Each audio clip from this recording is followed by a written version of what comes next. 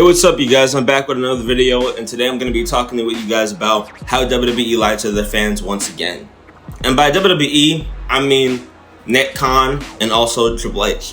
So basically, Nick Khan, he did an interview with Stephanie McMahon recently, and he was like, you know, we don't really listen to the people who complain online. And I'm not even going to get into the rest of what he said. It's a whole bunch of bullcrap. WWE does listen to the fans when they complain. You, as a person who has a product, you have to listen when people complain. There's no ifs, ands, or buts about it. Because those complaints, it's not just, we hate it, this sucks. You know what I mean? We're not going to support you. It's not like, complaints don't equal hate. Those complaints come from people who are passionate about the product, and they want to give genuine criticism as to what you can do to improve. I'll give you an example. Let's say you have a lemonade stand, right? And then you got like, you know, some customers. You say you got like 10 customers every day.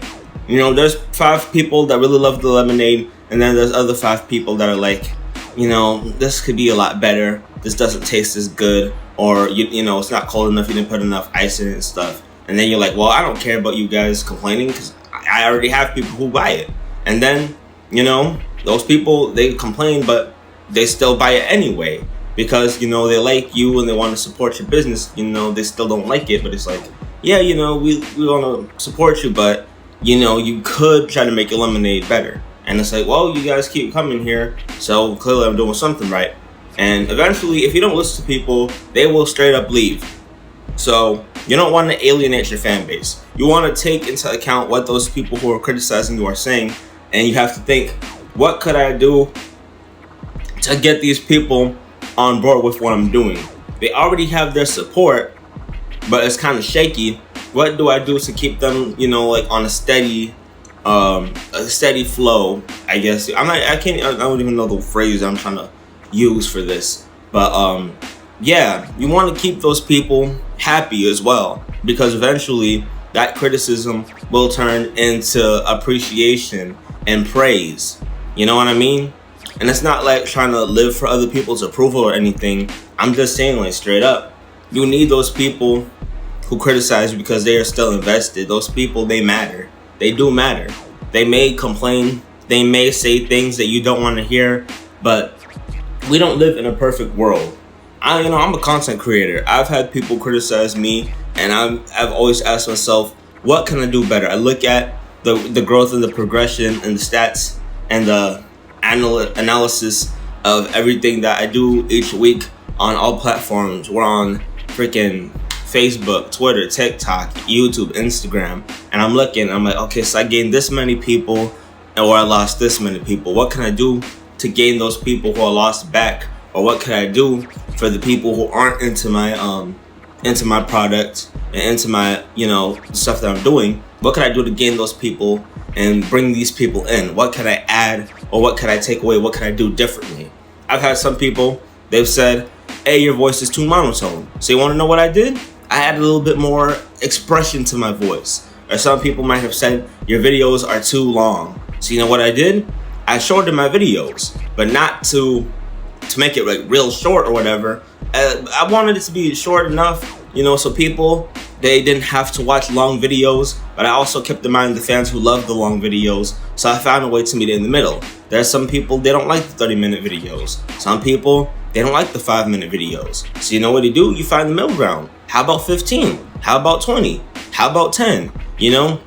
And my goal for every video was probably about 30 minutes, but then once you get feedback, you listen to those people, and then you see those people, they'll give you praise. They'll say, you know what, that was much better. And like I said, you don't want to just do everything for praise. You want to do what makes you happy. But at the same time, if you do have a product, you want to make sure that your product is being, you know, the best that it can be.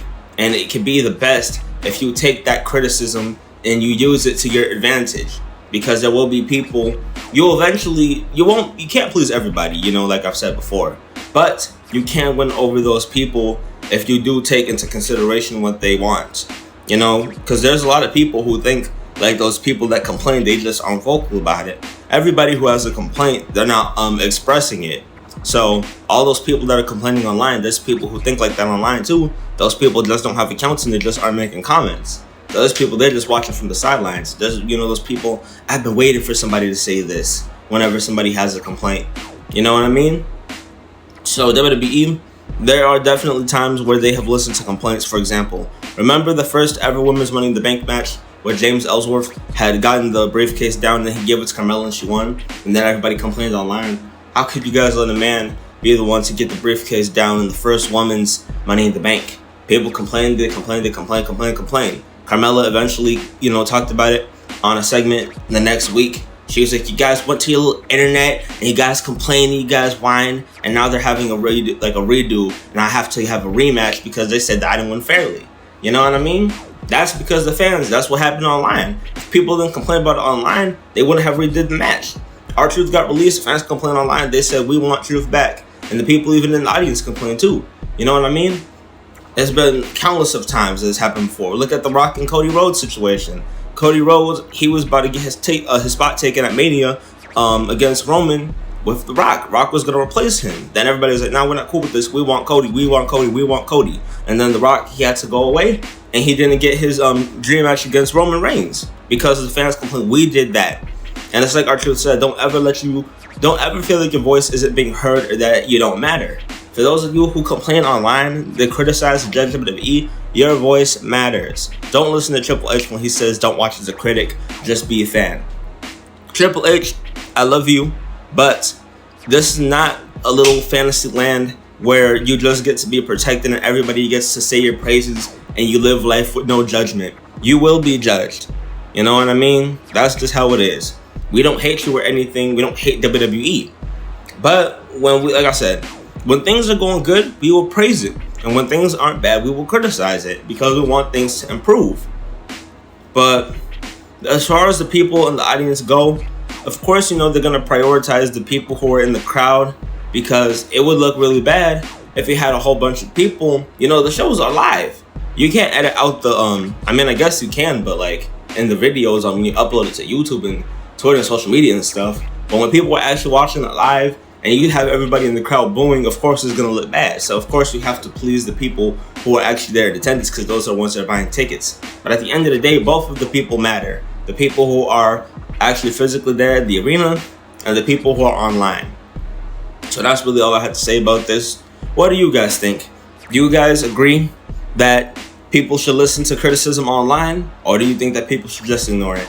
Well, that's all I got to say for today. So this is Jay from Backlash Podcast signing out.